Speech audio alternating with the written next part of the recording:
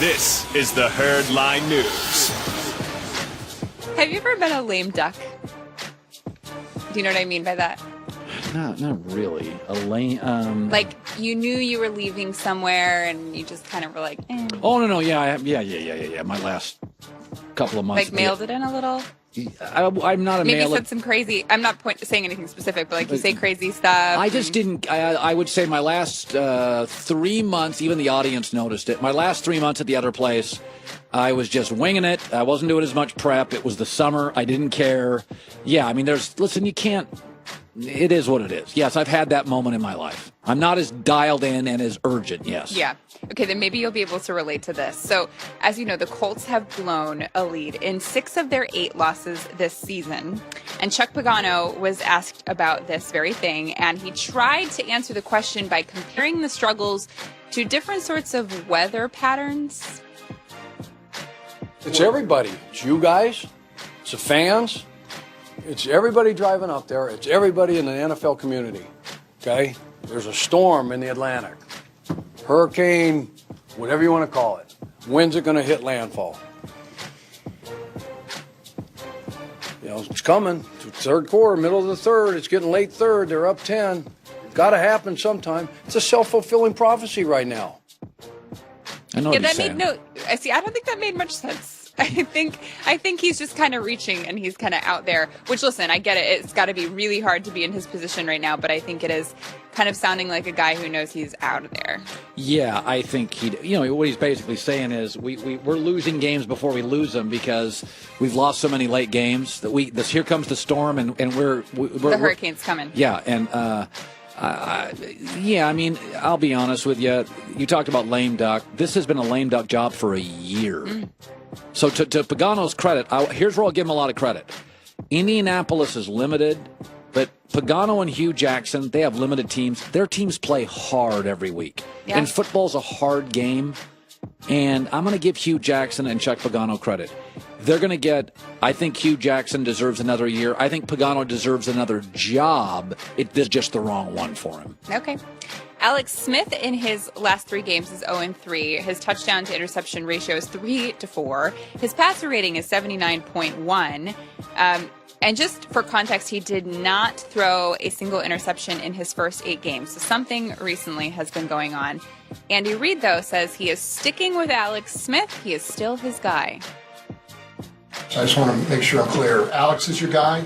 Yeah, Alex is my guy. Yeah, right. Without getting philosophical, and I'm not one to, I'm not sitting here with a crystal ball and projecting things like that. That's not how I roll. We've all got a responsibility to do our job at all positions, starting with me, and that's not getting done the right way. Right? It's not one guy. We've all got to pull together as a football team. In this case, an offensive football team right now. You think it's a team issue or an Alex Smith issue? It is. I'm going to say this on a podium because I don't want 7 questions after. Andy Reid had no other choice but to say that. Yeah, that's just one of those, you step to the podium knowing a question's going to be asked and you've got the answer in your head, which is Alex is my guy. You can't say anything but that or you'll have to feel it'll be the lead story in the Kansas City Star. It'll be on talk radio. We talked about this yesterday. There's a lot of lying done by coaches, and I won't even say it's lying. Self-preservation. If Andy Reid mentions Patrick Mahomes, he's going to have to field questions for 3 weeks. He's going to lose the trust of Alex. He's going to lose some guys in the locker room. Sometimes you just have to. When your wife says, just have to lie. When your wife says, "Do I look good in this dress?" The answer is yes. No, yes. It is not yes. Yeah. No, it's not. You don't say, "Honey, you look ugly," but you say, I really like that other dress that you wear. Like, this is a good one, but it's not my favorite. And be honest, because then every time she tries on something else, she's not going to trust your opinion because you're going to lie to her every time. And women know when you're lying. John, they know. What do you make of that, John? That sounds insane to me, what you just said. Well, that's because that you guys sounds are like guys. getting yelled at. No, you know when you're going to get yelled at? When you get busted lying. That's when you get yelled at. I just say, darling, you look stunning in that purple and lime dress. Let me ask you a question, though, and then we can get back to sports. What if you really did not find your wife stunning in a certain outfit, and then she thinks you think she's so amazing, and so she gets more of them, and then you have to look at her not being stunning over and over. Well, like, I'm lucky- you did that to yourself. Yeah, well, she's real fashionable, so I don't have to worry about that. Okay. She used to have a dress, a purple one, and I didn't like it at all. What if she cooked a dinner and you really hated it, but you kept telling her, oh, it's so good. And then she's like, oh, he loves it. I'm going to make it more and more and more. She's a vegan, so that's my life now. Well, That's but actually you're what I'm honest living. about it. Honesty is way better. Trust me. And finally, back to sports. Bill Belichick and the Patriots, with their win over the Dolphins, was their 9th win of the season, which makes it another winning season, which means it is the 17th straight winning season for Bill Belichick in New England.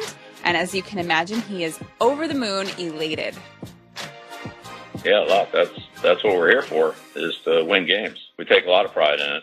But that being said, there's probably another time to talk about that and reflect back on it and so forth. None of those other however many seasons it was or however many games it was really makes any difference this week. I mean, nobody cares about that. This is just strictly a matchup between, the Patriots and the Bills in 2017. I don't think, living in the past is going to help us, and I don't think living in the future is going to help us either. No, why can't you ever just live in the moment? I don't understand why, even after winning the Super Bowl, Bill Belichick's like, we're already behind on next season. What's the point of winning all these Super Bowls if you can't actually enjoy winning the Super Bowl? That's why he wins Super Bowls. But what's the point? The point is Greatness that you just never care about? I don't think Nick Saban enjoys the championships. I think what the reason that Larry Bird was great and Michael Jordan was great is they celebrate rarely and grind regularly. I feel like that's a sad life. I don't think Michael Jordan's life is sad. I wouldn't characterize I don't know it. if I would say that's true. Sometimes you look at people and you think they're super happy, but they're actually not. Because if you can never live in the moment, are you ever happy? You see Michael Jordan's wife? I think he's happy. See that private jet? Look, that's getting really personal, but not just because someone's married to someone attractive also does not mean you're happy. I'm going to say Michael Jordan's way happier than the average American. That is my Money take for doesn't buy that. you everything. I'm just saying. You know what? Enjoy the moment. Money doesn't buy you happiness, but it's a hell of a down payment. It buys you convenience. And I'm happy with convenience. Christine with the news. Well, that's the news. And thanks for stopping by. The Herd Line Brandon News. Marshall, outspoken